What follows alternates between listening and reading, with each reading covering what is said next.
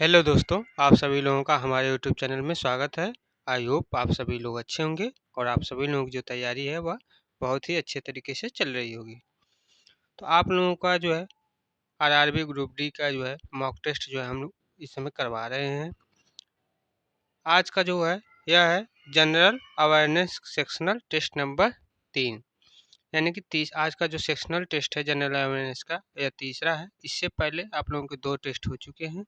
अगर आप लोगों ने नहीं देखा है तो जाकर देख लीजिए। वीडियो जो है आप लोगों को प्लेलिस्ट में मिल जाएगा। इसका हम अलग से प्लेलिस्ट बना दिए हैं, वहाँ से आप देख सकते हैं। अगर आप लोग हमारे चैनल पर नए हैं तो प्लीज़ चैनल को सब्सक्राइब करिए और बेल आइकन को भी दबाइए, ताकि जब भी हम टेस्ट को जो है अटैम्प्ट करने जाएं तो आप लोग जो भी हमारे साथ अटैम्प्ट करिए और स्कोर देखिए कि आपका कितना स्कोर आया है। तो चलिए शुरू करते हैं आज की जो है टेस्ट को। यह जो है आप लोगों का टेक्स्ट बुक का मॉक टेस्ट है, तो शुरू करते हैं। I am ready to begin पर क्लिक करते हैं।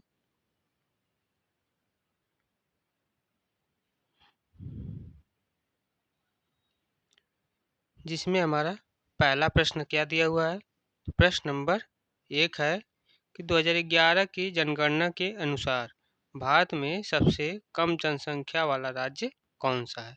2011 की जनगणना के अनुसार भारत में सबसे कम जनसंख्या वाला जो राज्य है वह कौन सा है। तो इसका सही आंसर हो जाएगा आपका सिक्किम। सिक्किम जो है सिक्किम राज्य में जो जनसंख्या जो है सबसे कम है। तो सही आंसर क्या हो जाएगा, सिक्किम। प्रश्न नंबर 2 दिया हुआ है कि राज्यों में शहरी स्थानीय निकायों की संरचना और जनादेश हेतु सामान्य रूपरेखा प्रदान करने के लिए कौन सा संशोधन किया गया था। तो कौन सा संशोधन आपका किया गया था। तो इसका सही आंसर होगा 74वां संशोधन आपका किया गया था। सही आंसर हो जाएगा ऑप्शन नंबर सी। अगला प्रश्न है प्रश्न नंबर 3।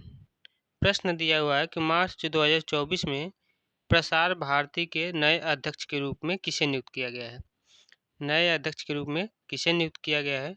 तो इसका सही आंसर आपका हो जाएगा नवनीत कुमार सहगल। नवनीत कुमार सहगल को नियुक्त किया गया है। अगला प्रश्न है प्रश्न नंबर 4। प्रश्न है कि निम्नलिखित में से कौन सा त्यौहार विष्णु के वामन अवतार से संबंधित है। विष्णु के जो है वामन अवतार से संबंधित कौन सा त्यौहार है। तो इसका सही आंसर जो होगा वह आप लोगों का हो जाएगा ओणम। कौन सा त्यौहार है, ओणम। अगला प्रश्न दिया हुआ है प्रश्न नंबर 5। प्रश्न है कि निम्नलिखित युद्धों को कालानुक्रम क्रम में संबंधित कीजिए, यानी कि कौन सा युद्ध जो है पहले हुआ था और कौन सा बाद में हुआ था, इसको क्रम में दिखाना है।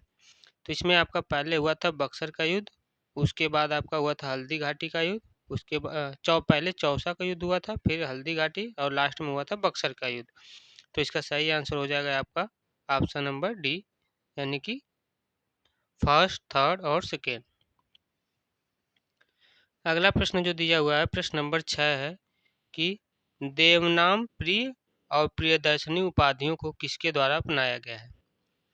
तो किस देव नाम प्रिय और प्रियदर्शनी उपाधियों को किसके द्वारा अपनाया गया है।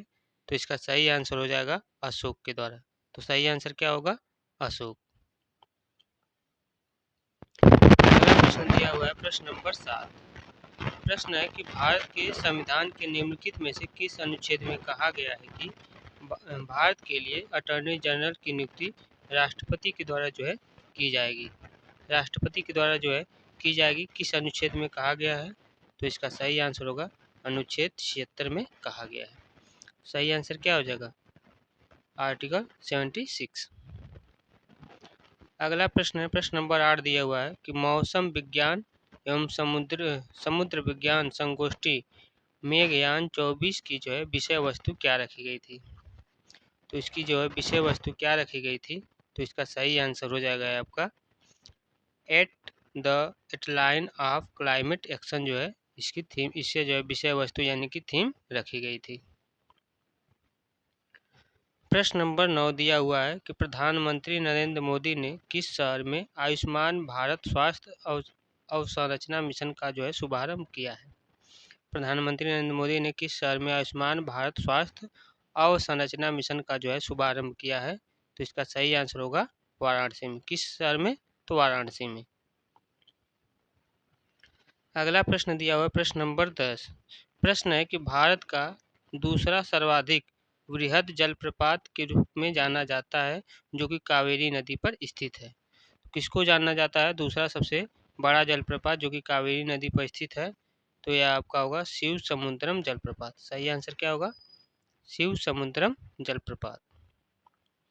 प्रश्न नंबर 11 है कि निम्नलिखित में से कौन सा नृत्य रूप छत्तीसगढ़ से संबंधित नहीं है? यहाँ पर ध्यान दीजिए, दिया गया है कि संबंधित नहीं है, तो कौन सा नृत्य जो है जो कि आपका छत्तीसगढ़ से संबंधित नहीं है? तो इसका सही आंसर आपका हो जाएगा भगोरिया। भगोरिया नृत्य जो है आपका छत्तीसगढ़ से संबंधित नहीं है। अगला प्रश्न है प्रश्न नंबर 12।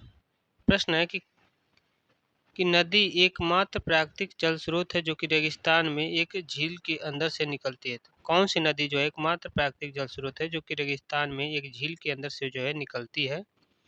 तो वह होगा आपका लूनी नदी। कौन सी नदी है? लूनी नदी। अगला प्रश्न है प्रश्न नंबर 13 कि खाद्य अवशिष्ट सूचकांक रिपोर्ट 2024 हाल ही में समाचारों में रही है, इसे जो है किसके द्वारा जारी किया गया है?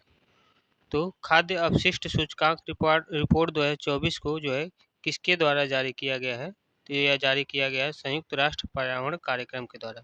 तो सही आंसर क्या हो जाएगा? संयुक्त राष्ट्र पर्यावरण कार्यक्रम के द्वारा। अगला प्रश्न है प्रश्न नंबर 14। प्रश्न है कि निम्नलिखित में से कौन सा 5वीं से 4वीं शताब्दी ईसा पूर्व में बुद्ध की शिक्षाओं का संकलन था? तो बुद्ध की शिक्षाओं का संकलन था वह था आपका त्रिपिटक। सही आंसर क्या होगा? त्रिपिटक। अगला प्रश्न है प्रश्न नंबर 15। प्रश्न है कि निम्नलिखित में से किसने मुस्लिम एंग्लो ओरिएंटल कॉलेज की जो है स्थापना किए थे? तो मुस्लिम एंग्लो ओरिएंटल की स्थापना जो है कौन किए थे? तो ये आपका होगा सर सैयद अहमद खान ने। किसने किया था? सर सैयद अहमद खान ने। प्रश्न नंबर 16 दिया हुआ है वर्ष 1290 से 1320 के दौरान दिल्ली पर जो है किस राजवंश का शासन था? दिल्ली पर जो है किस राजवंश का शासनकाल था? तो इसका आंसर हो जाएगा खिलजी वंश का जो है शासनकाल था।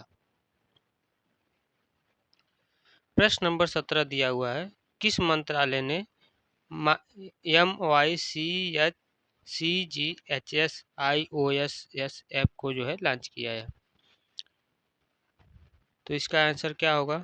तो किस मंत्रालय ने किस मंत्रालय ने जो है MyCHSIOS ऐप को जो है लॉन्च किया है? तो इसका आंसर हो जाएगा स्वास्थ्य एवं परिवार कल्याण मंत्रालय ने।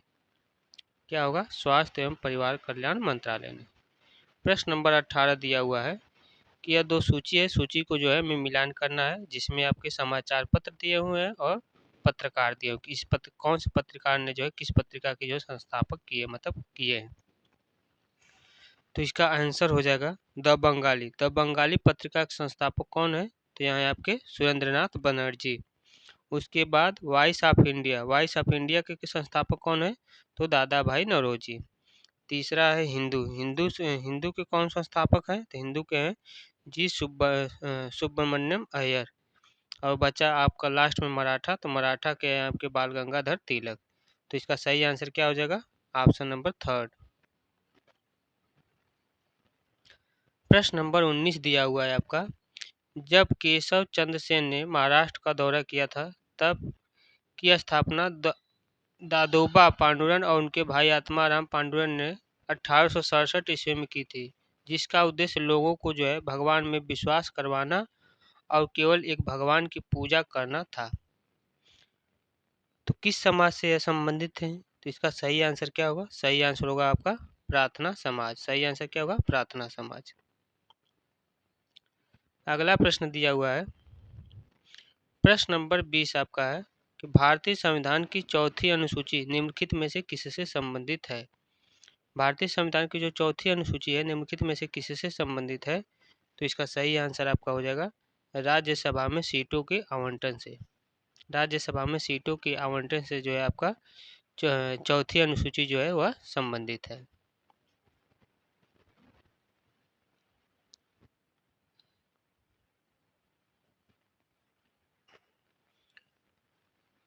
तो एग्ज़ाम को जो है हमने सबमिट कर दिया है, जिसमें हमारा टोटल स्कोर आया है 20/20, जिसमें हमने 20 अटैम्प्ट किए हैं। एक्यूरेसी हमारी 100% है और परसेंटाइल भी आपका 100% है। तो आप लोग बताइए, आप लोगों का जो है कितना नंबर जो है आया है इस टेस्ट में। डेली बेसिस पर जो है आप लोगों को ऐसे ही टेस्ट मिलते रहेंगे। तो आप लोग जो है बस इसी तरीके से इसी तरीके से हमारे चैनल से के माध्यम से आप लोग अपनी तैयारी को जारी रखिए। एग्ज़ाम में जो है इसी प्रकार के क्वेश्चन आप लोगों को देखने को भी मिलेंगे और अच्छे से आप लोग अपनी तैयारी करते रहिए। आज के लिए बस इतना ही। और अगर अभी तक आप लोग हमारे चैनल को सब्सक्राइब नहीं किए हैं तो सब्सक्राइब कर दीजिए और ज़्यादा से ज़्यादा इसको लोगों के पास शेयर करिए, ताकि जितने भी लोग ने आरआरबी ग्रुप डी का जो है एग्ज़ाम देने के लिए प्रिपरेशन कर रहे हैं उन लोगों को जो है मदद मिल सके। तो बस इतना ही आज के लिए। जय हिंद, जय भारत।